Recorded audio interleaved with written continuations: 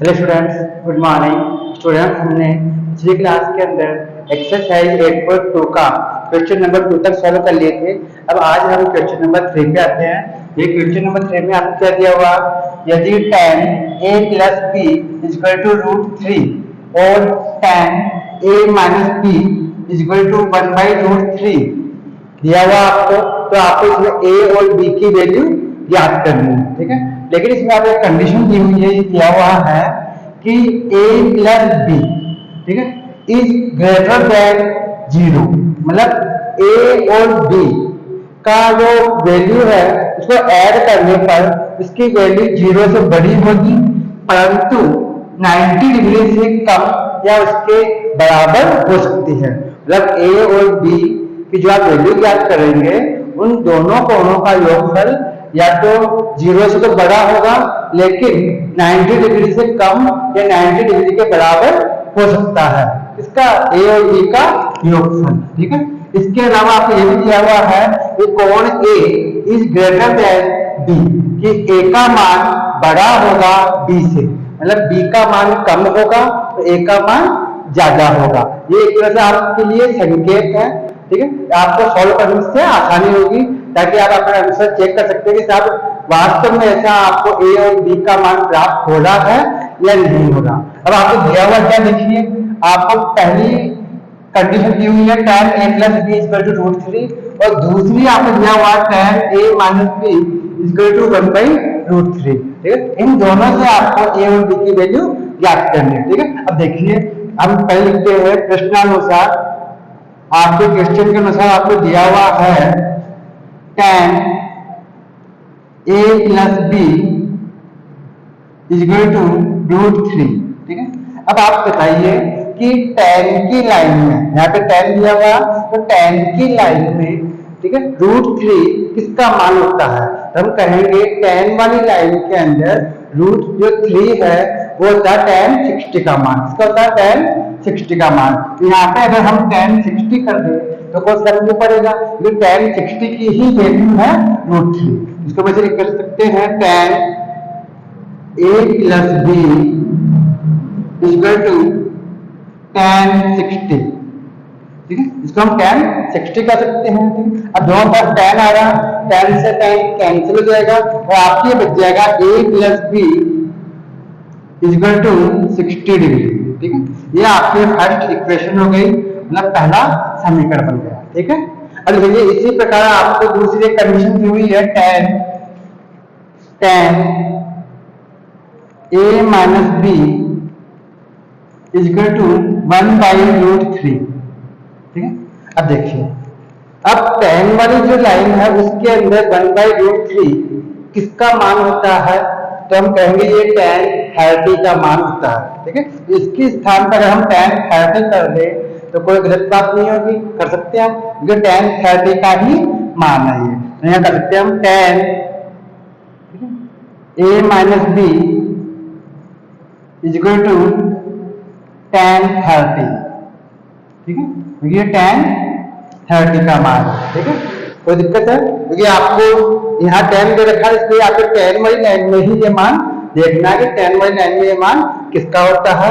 हालांकि ये 1/√3 वैसे तो cos 60 का मान भी होता है, लेकिन आपको यहाँ पे cos 60 नहीं लेना, केवल tan 30 करना है, क्योंकि हमको दोनों तरफ tan से tan हटाना। ठीक है, इसलिए इसे मान लीजिए। अब ये हो जाएगा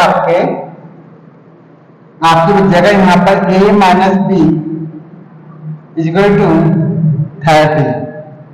ठीक है, ये आपकी सेकेंड इक्वेशन हो गई। ठीक है, यहाँ पे भाई tan से tan कट गया, तो ये हम कह सकते हैं a minus b equal to 30।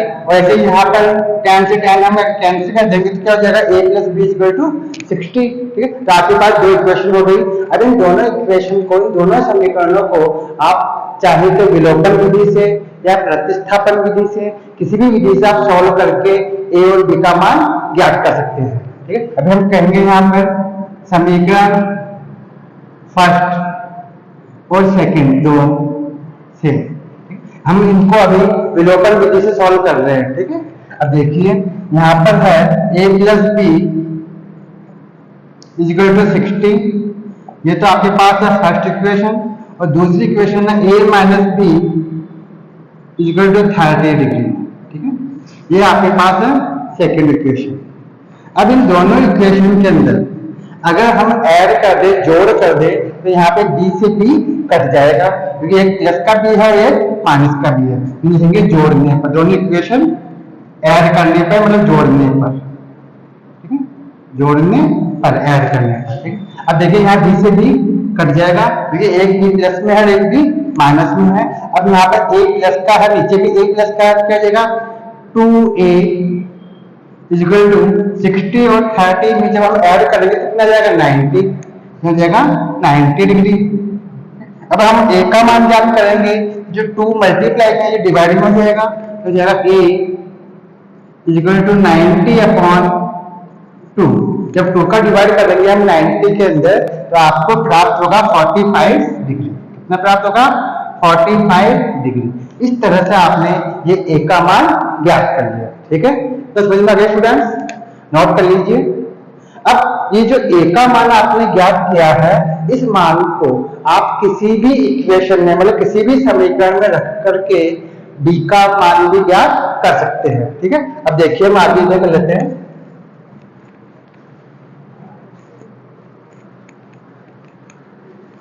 अब आप देखिए, आपने a की वैल्यू ज्ञात कर ली 45।